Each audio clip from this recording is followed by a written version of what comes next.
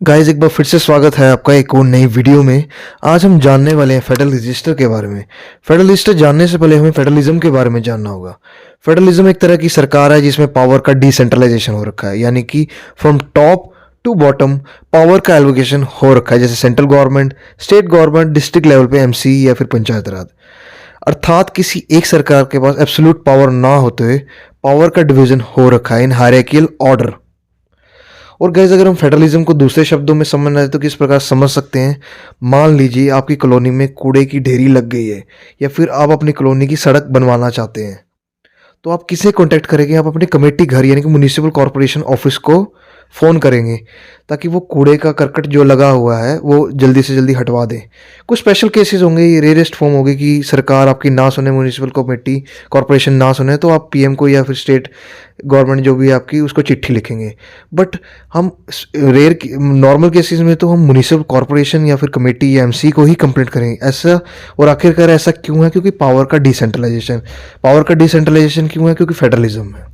ठीक सुना आपने। और अब अगर हम फेडरल रजिस्टर के बारे में जाने, फेडरल रजिस्टर की डेफिनेशन जाने, federal register is the official journal of federal government of US. यानी कि फेडरल सरकार से जुड़े जितने भी हमें रजिस्टर है, सरकार से जुड़े लॉज हैं, उसको हमने रजिस्टर बना दिया। एक तरह का रजिस्टर यानी कि डिजिटल एक जर्नल है जिसमें सरकार से जुड़े लॉज हैं। और वो सरकार कौन सी कंट्री? यूएस की है। यूएस क्यों लिखा है हमने? यूएस इसलिए लिखा है क्योंकि US FDA is a top notch regulatory body, यानी कि जो भी हम काम करते हैं, यानी कि दवा मैन्युफैक्चर करते हैं, उनकी गाइडलाइन के मद्देनजर रखते ही हम उस दवा को मैन्युफैक्चर करते हैं, क्योंकि वो इंटरनेशनल लेवल पे जितने हमारे रूल एंड रेगुलेशन है ड्रग्स के लिए वही बनाती है। और सेकंड पॉइंट क्या कहता है? It contains government agencies rules, propose rule and public notices. यानी कि सरकार से जुड़े जितनी भी एजेंसीज बनी हुई उसके रूल्स जो सरकार प्रपोज करी पब्लिक के हित में या फिर पब्लिक नोटिस हैं, वो सारे फेडरल रजिस्टर के अंदर आते हैं।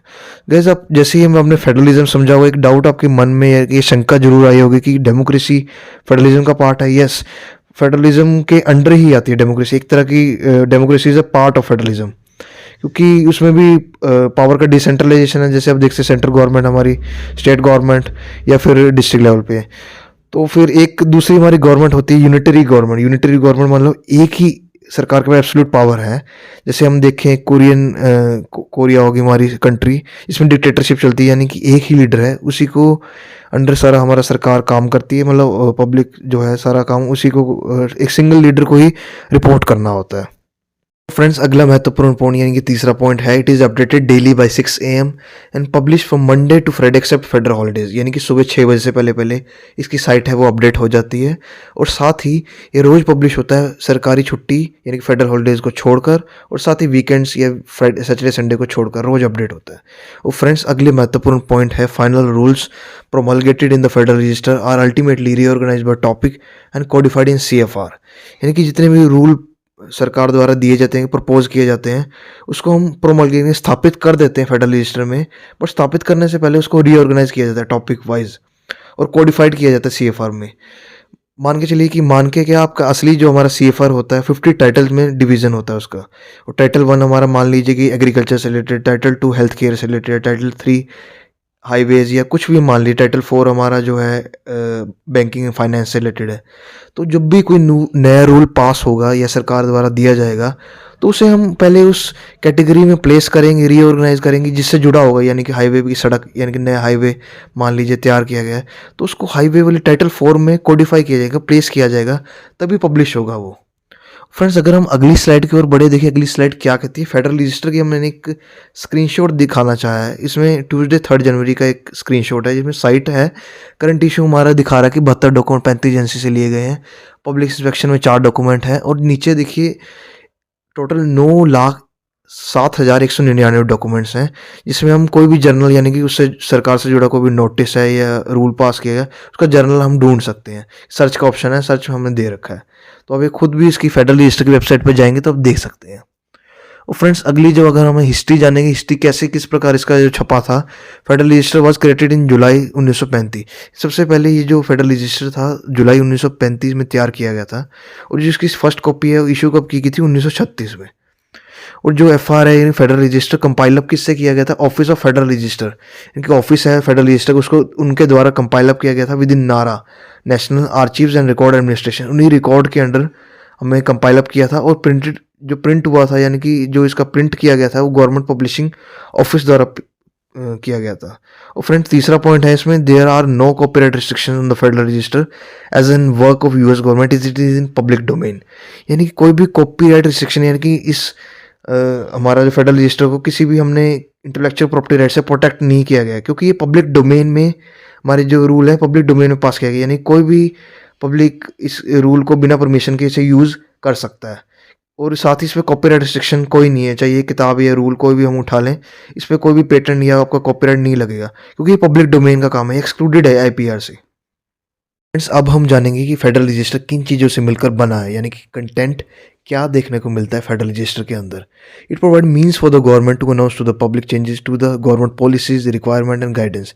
यानी कि सरकार के लिए जरिया है पब्लिक को अनाउंस करने का कि हमने क्या क्या नए रूल पास किए हैं और एग्जिस्टिंग रूल है उसमें क्या संशोधन किया है और गाइडेंस क्या है, यानी कि हम क्या किस प्रकार गाइड कर सकते हैं अपनी पब्लिक को।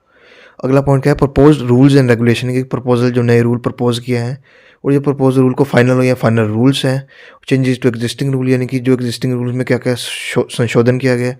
और एंड में है प्रेसिडेंशियल डॉक्यूमेंट्स है। अगला स्लाइड क्या कहती है, फॉर्मेट, यानी कि हम जो फेडरल रजिस्टर छपी है वो किस फॉर्मेट में छपी है, यानी कि ऊपर क्या आता है नीचे क्या आता है। Each daily printed federal register is organize into 4 category.